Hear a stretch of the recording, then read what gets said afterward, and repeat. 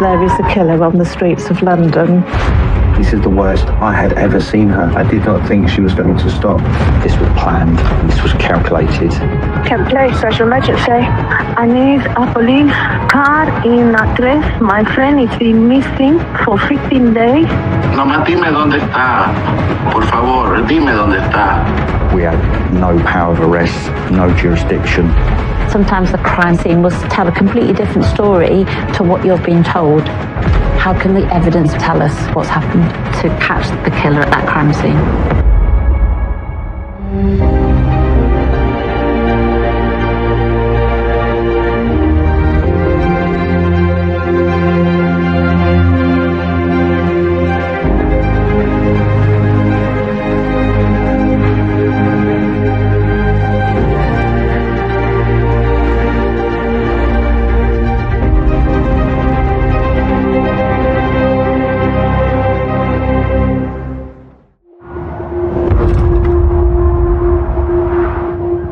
Into work in the morning, I get a phone call from the on-call senior detective who has been overseeing quite an unusual case overnight.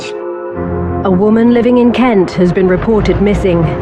37-year-old Karla Godoy has vanished after going on holiday in Peru. Concerns were raised when Karla's family and her friend hadn't heard from her. It was highly unusual for Karla not to speak to her family. She was born in Honduras and spent a lot of her childhood there. And then as an adult moved to Spain. She had a young daughter and she was separated from her husband when she came to the UK to work in December of 2020. Karla works as a cleaner at Ebbsfleet Lorry Park. She fitted in really well, always speaking to people, very, very friendly, and she worked extremely hard. I think the aim was that she was going to work hard, save money, and send it back to Spain for the benefit of her daughter. Her daughter lives in Valencia with her dad. She would religiously call her daughter every day and speak to her. And there was just no contact from her at all. We contacted Interpol and asked that a missing person inquiry being started in Peru. A high-risk missing person comes with a lot of additional resources that are allocated to that. We need to find that person quickly. Investigators track Karla's movements. Karla flew to Valencia on the 12th of September, meeting her family for several days before travelling to Peru. So these were all flights that were booked, prepaid for. Then the plan was for Karla to return to Valencia on the 23rd of September. Her family last heard from her on the morning of the 23rd from Peru. Tía, gracias. Ya nos vemos ahí que el fin de semana yo me devuelvo y voy a estar ahí unos 3 días en Valencia. The voice note is the last known contact from Karla. She sounded really down. People who knew her described what a happy, jolly person she was. You can tell in the voice that she doesn't sound her usual happy self. Police investigating this really started to get concerned about Karla's whereabouts and what may have happened to her. Investigators learn Karla wasn't travelling alone. She was with her boyfriend, Jorge Godoy. No one can get hold of him either. They were introduced by a friend of Karla's. Similar to Karla, moved to Spain first and then moved to the UK to work for the same cleaning company. After nearly 2 years of dating, Karla was travelling to Peru to meet Jorge's family for the first time. Godoy was born in Peru. They went to Machu Picchu together, and then there were photographs that Karla was sending back to her family. A few days after these photos were taken, the couple disappears.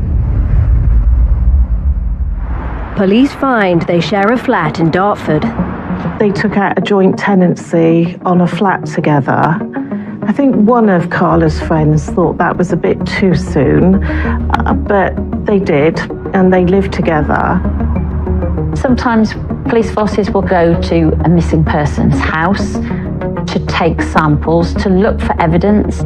You would potentially look for any intelligence as to where they might have gone to, any paperwork with any addresses, names, any contact numbers, or does it look like they're not a missing person and they're actually coming back later because there's food in the fridge? The flat was particularly sparse. There were hardly any items of clothing there, or furniture, or personal belongings, save for a couple of toothbrushes and a shower scrunchie, which we seized for DNA purposes. We also took some fingerprints of surfaces as well, again for identification purposes. It was clear to me that they were no longer residing there. Toothbrush is a good source of DNA because not many people share toothbrushes. So the majority of the DNA on the head area of this would be from the person who normally brushes their teeth with it. And this means that we can effectively get their DNA profile on record so that if they do turn up somewhere, we can identify them from that DNA. With no sign of the couple at home, their worried families desperately try to get hold of them. They really wanted to find out what had gone on here. Goray's family themselves, his mum even asking him what on earth has happened. Interpol examines the couple's passport data. Peruvian authorities confirm Karla has not left the country. There was just no reason why Karla would stay in Peru. The company she worked for had an app. You could log on and see what your duties were for a particular day. She last logged on at 8:30 Peru time on the 23rd of September. But Jorge Godoy has travelled from Peru to Chile and Brazil before arriving at Heathrow Airport, alone. Jorge Godoy returned to the UK on the 4th of October. It was clear something wasn't right.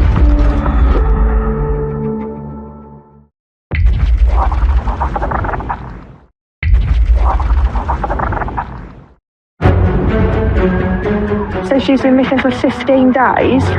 Yeah. Okay, have you reported her missing before?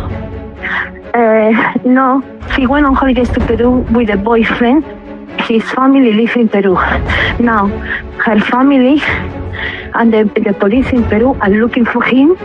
In Kent, concerns are growing for the welfare of 37-year-old Karla Godoy. Police urgently need to speak to her boyfriend, Jorge Godoy, after he returned from their holiday without her. He's not been seen again since arriving at Heathrow. It was really difficult for the intelligence unit to try and work out where he might be. We didn't know much about his movements. Persons that worked with Godoy, they described him as a bit of a loner. He was quite difficult, didn't sort of go out of his way to be particularly friendly to people. We conducted inquiries with their workplace and colleagues there who were able to give a bit of background in regards to the type of kind, loving person Karla was and the relationship between her and Godoy. They described him as very controlling of Karla. He used to get very cross and difficult when she was talking to other men. Karla, naturally very effusive, bubbly, happy to speak to people, smiling all the time. He did not like that. As fears for Karla's safety increase, Peruvian media begins reporting on the couple's disappearance. I think in the end, with all the pressure put on Godoy, I think he finally cracked.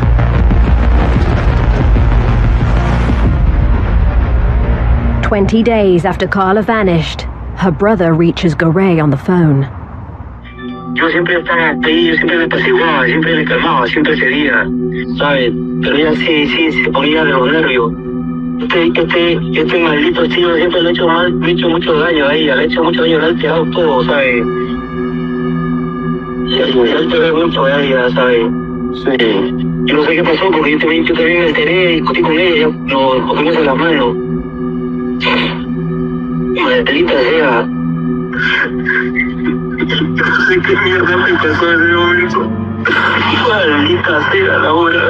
Está muerta y nosotros perdimos a mi hermanita. Que nunca más la vamos a volver a ver. Pobrecita.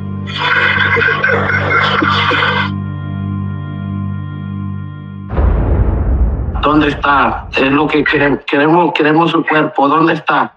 Yo he hablado casi todo, o sea, no quiero vivir, ¿sabes? Sí, nomás dime dónde está para encontrar su cuerpo, por favor, dime dónde está. Yo he llamado a la policía ahora, he dicho que yo lo he puesto en tal sitio, en un lugar, ahí donde se vive en la casa de mi abuela. En la casa de mi abuela, ahí mi abuela vive en un terreno, y ahí lo puse. In Peru, on the outskirts of Lima, police cordon off his grandmother's land and CSIs move in. It looks very dry and barren. It's effectively in some waste ground. There's a lot of debris in the area. A body was found in a makeshift grave, wrapped in tarpaulin, fully clothed, with a ligature around her neck. It was confirmed that that was indeed Karla Godoy. Karla was part of a large family. She had a lot of siblings, her aunts, her mother, and of course her daughter, who loved her very much. Although Karla and her husband were split up, it was clear when we met that he still cared a great deal for her. She was just a lovely, friendly young lady doing charity work for a local church. She worked hard for her family to try and make a better life for them. Karla no era una niña que no dejaba de llamarnos a nosotros. Ella muy trabajadora, una persona bien, muy linda persona ella. Entrégate, Jorge. No te queda otra opción, Jorge.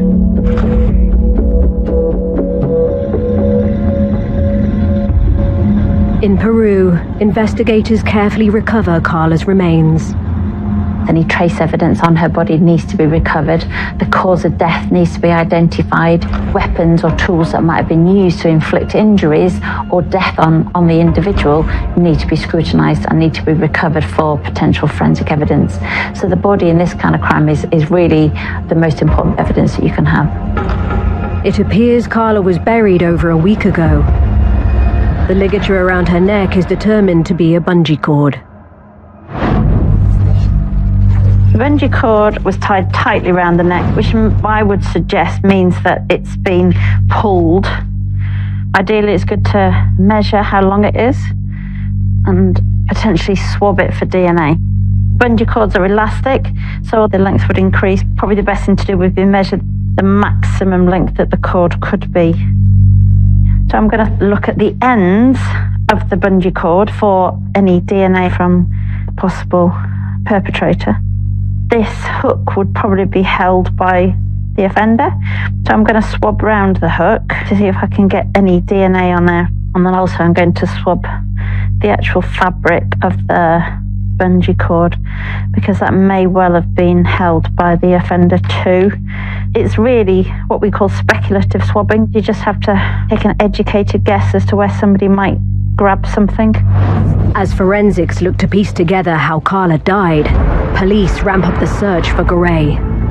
There would be a lot of pressure on the police. Can we find out where their phone was last used? Can we get the cell data analysis done on their phone to find out who they've contacted? Phone data narrows his location to southeast London. But as the net tightens, the team hits a major setback. As Godoy will be prosecuted in Peru, they need an extradition arrest warrant to bring him in. They have to submit a full extradition case, which I was told would take several weeks. That presented us with a real dilemma. We knew someone had murdered someone in another country, and ultimately it appeared we had no power of arrest, no jurisdiction. You have in the back of your mind, there is a killer on the streets of London. What happens if?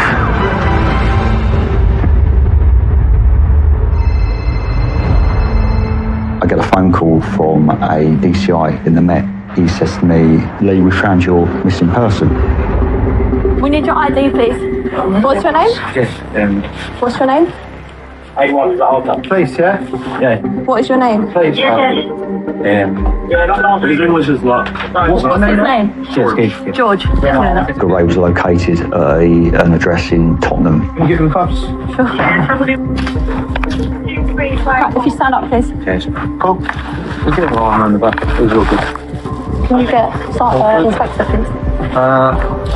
Give him the words. He said, we've arrested him for coercive controlling behaviour. So you're under arrest. You do not have to say anything, but it may harm your defence if you do not mention when questioned something later on in court.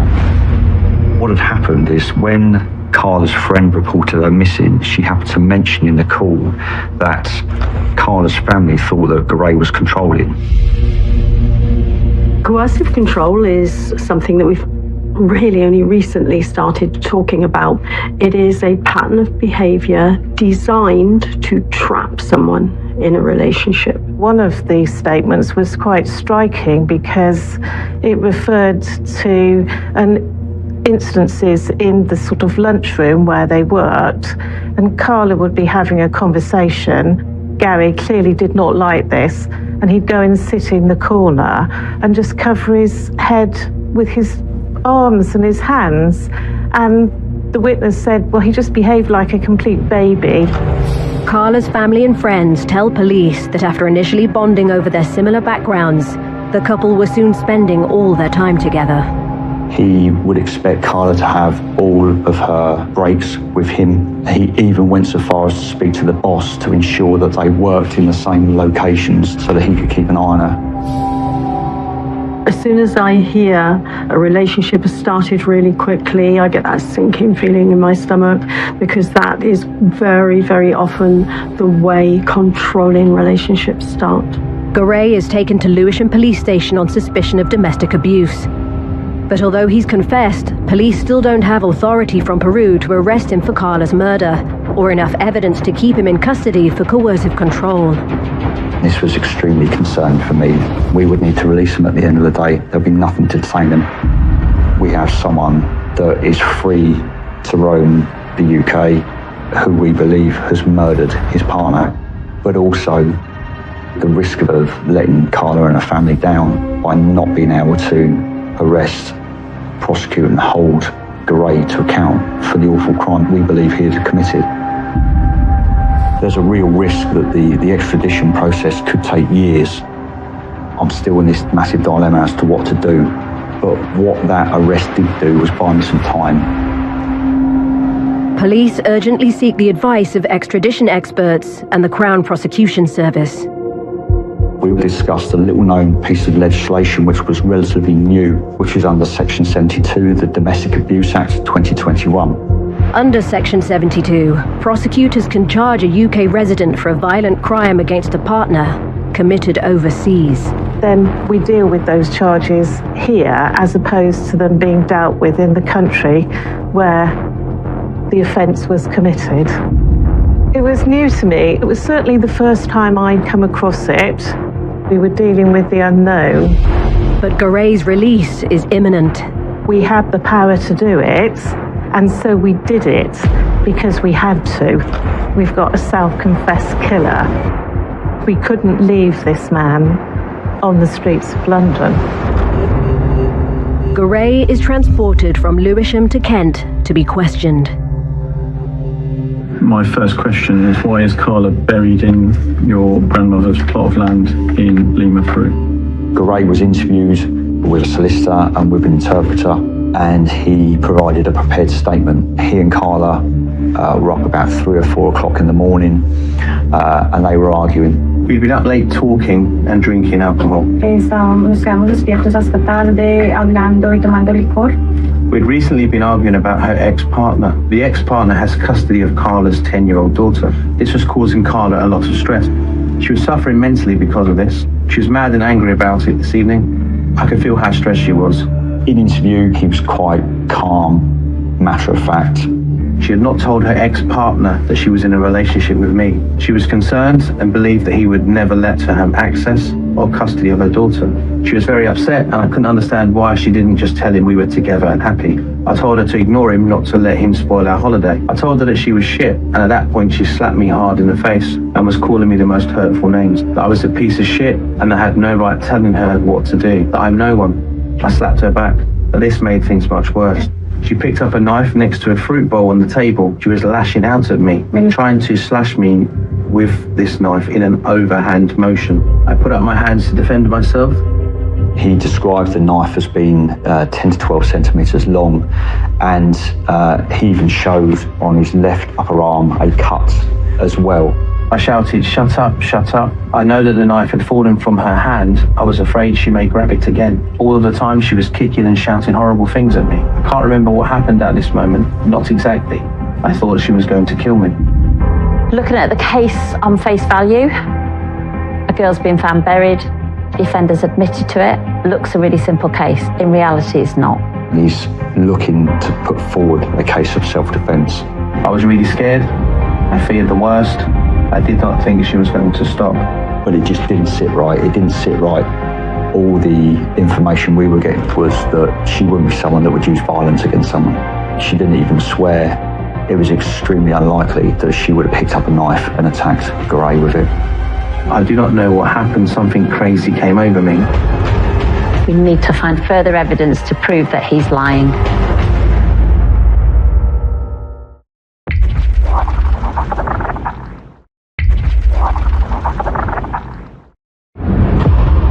I grabbed her with some kind of elastic string.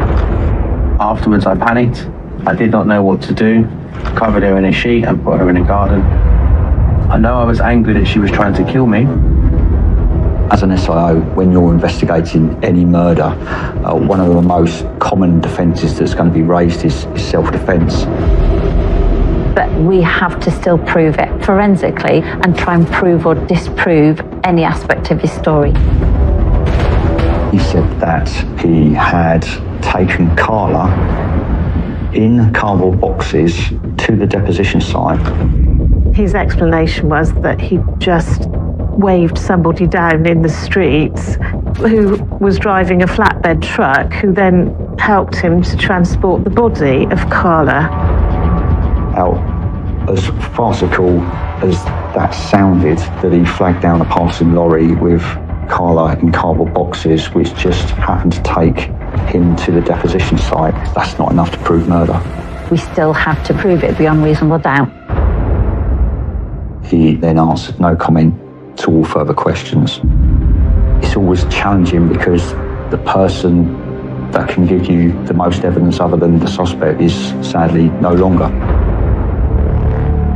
From that moment, we had to start to build that case against him, build on what he'd said in the interviews.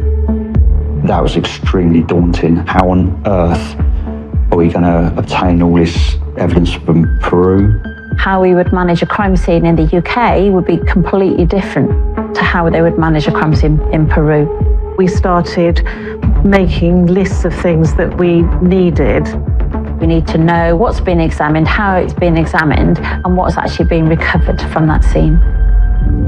A post-mortem examination was conducted in Peru, and they found that the cause of death was strangulation. But we didn't have the full report. I was told photos hadn't been taken. In investigation terms, that creates a whole new level of problems, because Karla's body is effectively the most important bit of evidence that you have. It was recommended that we needed to transport Karla to the UK for post-mortem by a certified Home Office pathologist. The National Crime Agency advised that I contacted Dr. Richard Lloyd from the University of Cambridge. I became involved in this case because of my experience in repatriating bodies around the world.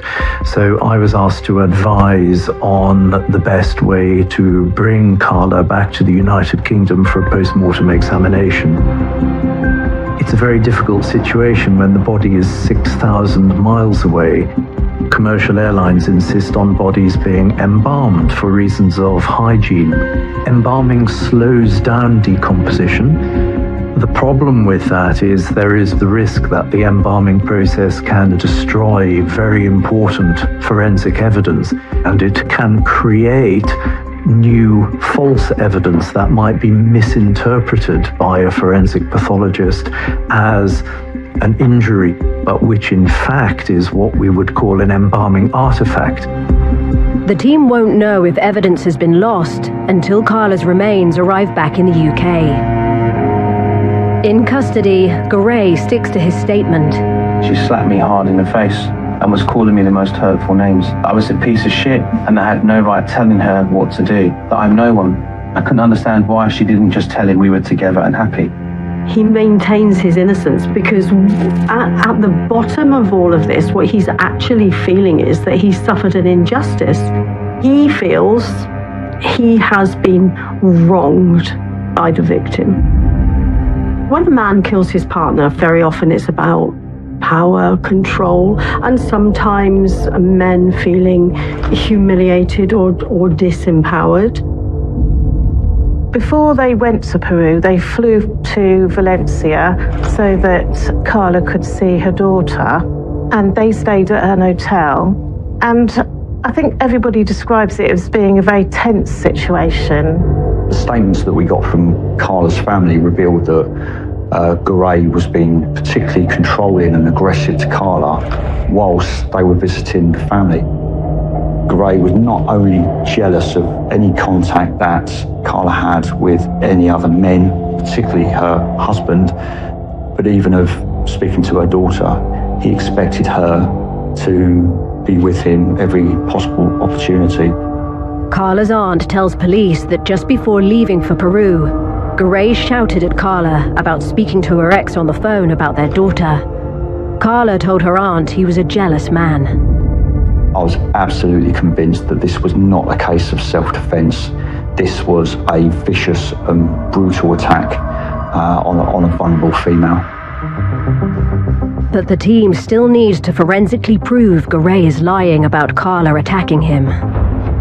Despite the fact that he's confessed, actually he might be trying to kind of lead the police away from what's actually happened. If this kind of crime was to happen in England, we would immediately be thinking of several different hypotheses as to what might have happened at that scene. What does the science tell us? This clearly is a deposition site rather than an attack site. Dead bodies are incredibly difficult to move, therefore the attack site, I would suggest, would probably be quite close by. It becomes really important to try and identify where this attack site is. That becomes the priority now.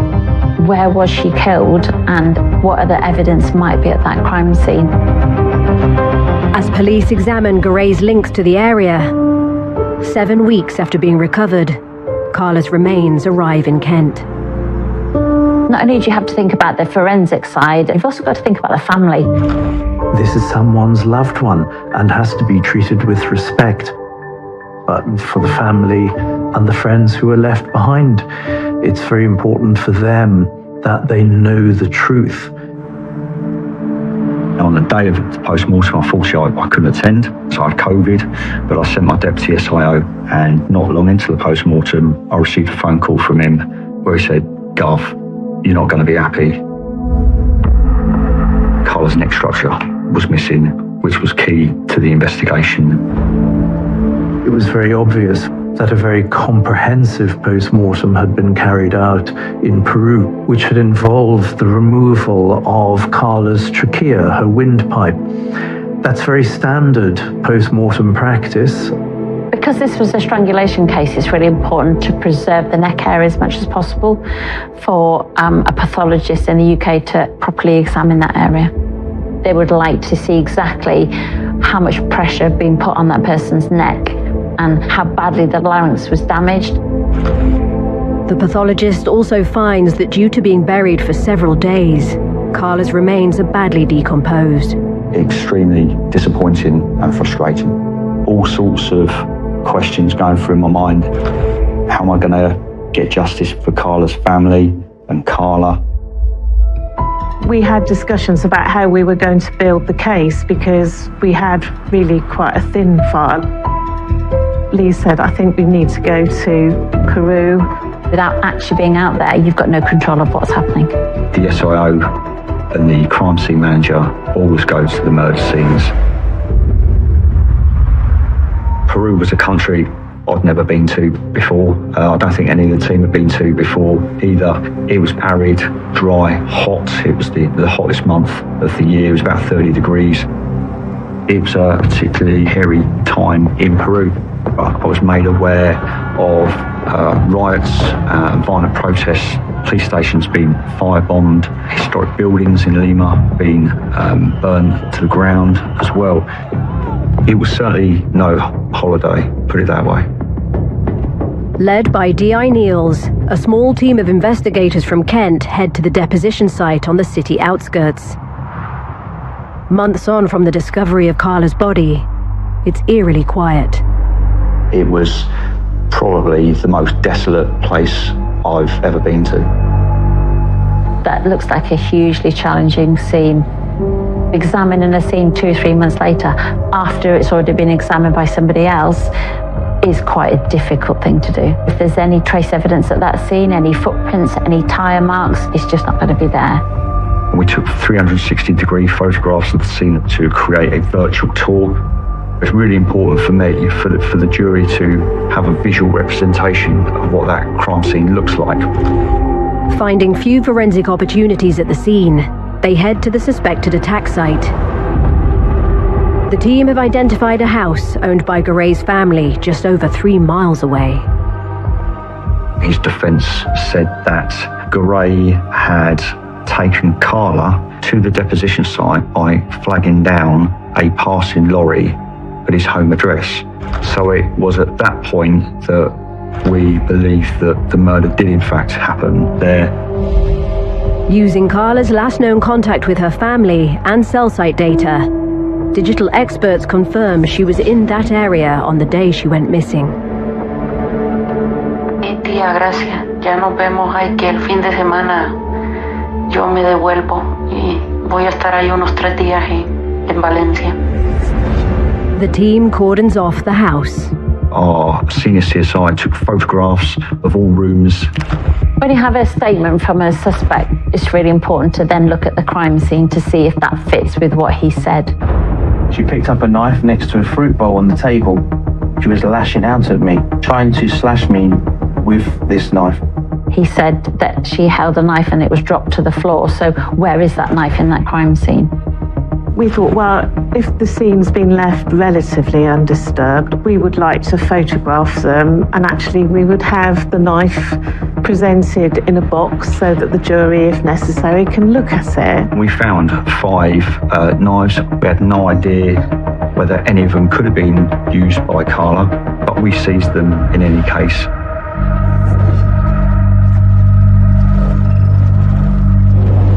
There doesn't appear to have been any blood on it, but if you think that she's used it to attack him, her DNA, if there is any, is going to be on the handle of this knife. So what I'm going to do is I'm going to get a swab and I'm going to swab up the handle area. Not a very good surface for fingerprints, because if you imagine when you're holding a knife, you're actually going to have it in the palm of your hand and you won't have much fingerprint ridge detail on it. Quite often you will find DNA traces and blood traces around the hilt of the knife, so where the handle meets the blade. Godoy claims to have little memory of what happened after Karla came at him with the knife. I do not know what happened. Something crazy came over me. I thought that she was going to kill me. I did not think she was going to stop. Afterwards, I panicked. What was really important for me was to show that Godoy didn't in fact panic after he killed Karla. I can't remember what happened at this moment, not exactly. What I wanted to do was show that he knew exactly what he was doing in order to conceal Karla. D.I. Niels and his team retrace Godoy's movements from the house to the deposition site. We used a GoPro to stick on the front of one of the cars. The journey was recorded as 16 minutes long. It started to become very apparent that this wasn't a case of panicking. This was planned and this was calculated. He needs to control the narrative because that's the only way that he's going to get away with it.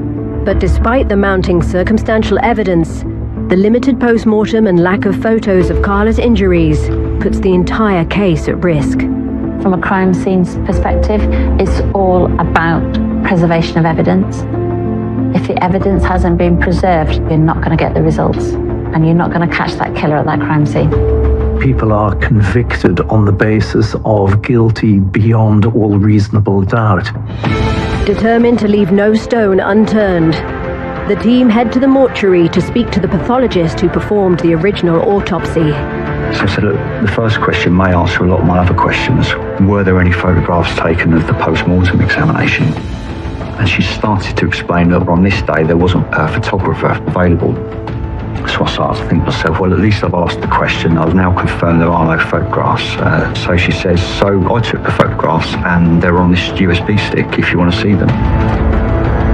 And there's over 100 photographs of the post-mortem.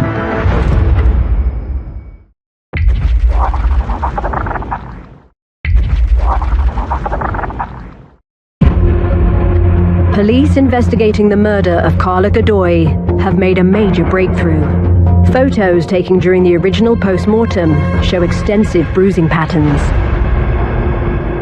It was very evident that she'd been throttled. There were very clear abrasion marks on her neck that had been caused by prolonged compression.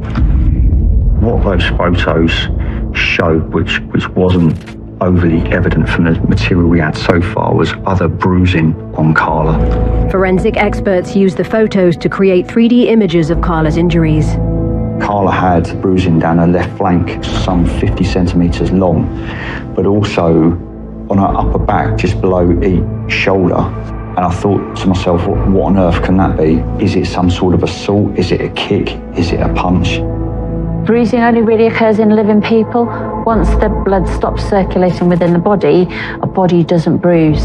So any bruising that happens on somebody is always pre-death, not post-death. And so evidence of bruising is definitive evidence of the fact that that injury came about either before death or at the time of death. And so in Karla's case, the evidence of bruising on her back was definitive evidence of the fact that around the time of death, some very strong pressure had been applied in very precise areas. Those marks became the focus of the investigation. Their assessment was that the bruising had been caused because Karla had been face down on the ground with Godoy on her back. Bruising down the left side was her ribs against the floor, and the bruising in her shoulders was where Godoy had his elbows in her shoulders, using them as a fulcrum by which to exert as much pressure as he possibly could on the ligature in order to kill Karla. It only takes seconds for someone to lose consciousness after they've been strangled. Researchers said it would take approximately 1 minute or longer to actually kill somebody. So if you're acting in self-defense and you're going to strangle somebody, surely when they've lost consciousness, you'd stop strangling them, and therefore they wouldn't die. Why would I need to continue to apply pressure if the person who is attacking me is already completely unconscious and is presenting no threat whatsoever to me? The post-mortem photos also reveal another disturbing piece of evidence about Karla's neck injuries. It's always very important to measure the length of a wound and to measure the width of a wound in order to be able to match that up with the suspected murder weapon. The wound is found to be 18 millimeters wide, double the diameter of the bungee cord used to kill Karla. That means the bungee cord was wrapped around her neck twice. It's not like a crime of passion. This is a ligature that's been wrapped twice around someone's neck. Someone definitely wanted to kill her. If you look at strangling somebody, you have to touch the person that you're killing. You might actually look into their eyes. You might see the life going out of them. You will feel directly responsible for their death in a very personal way.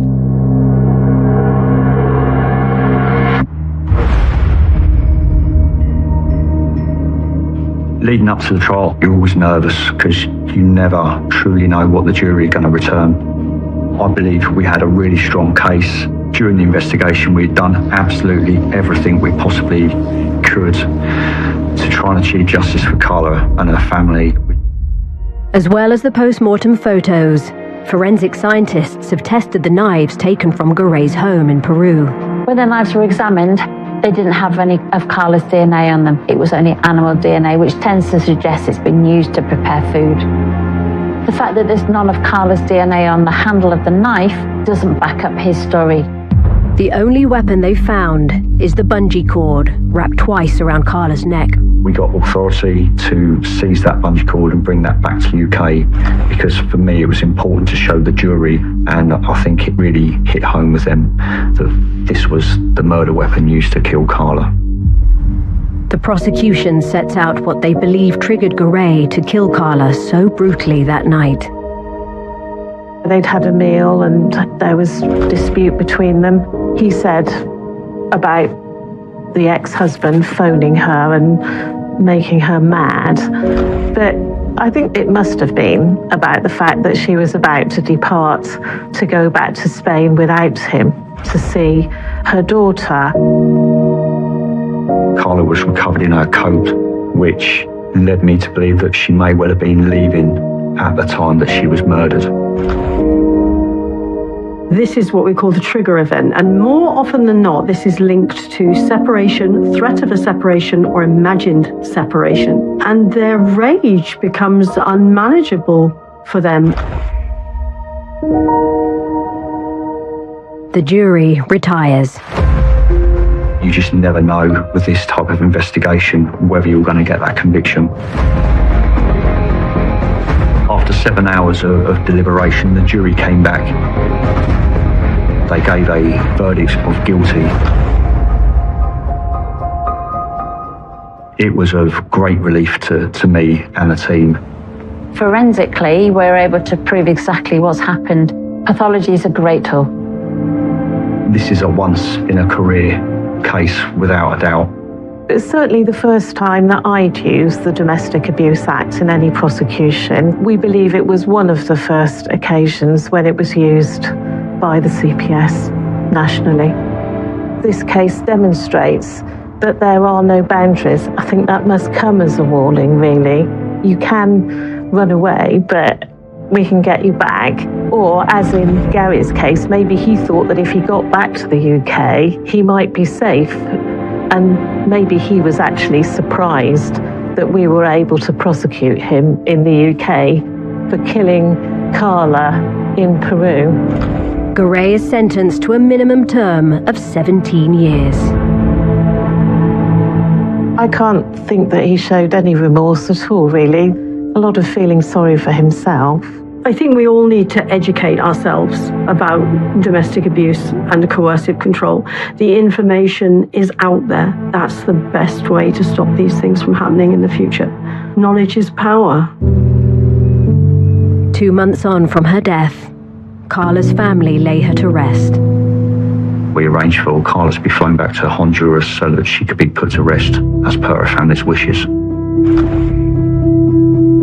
It's incredibly sad and thought-provoking, I think, to deal with in terms of the family. And often there are children that are left behind. The family have lost a loved one. They've lost a mother, a sister, a daughter. Karla's friends and family described her as such a lovely person. We're just so pleased that we could provide her with justice.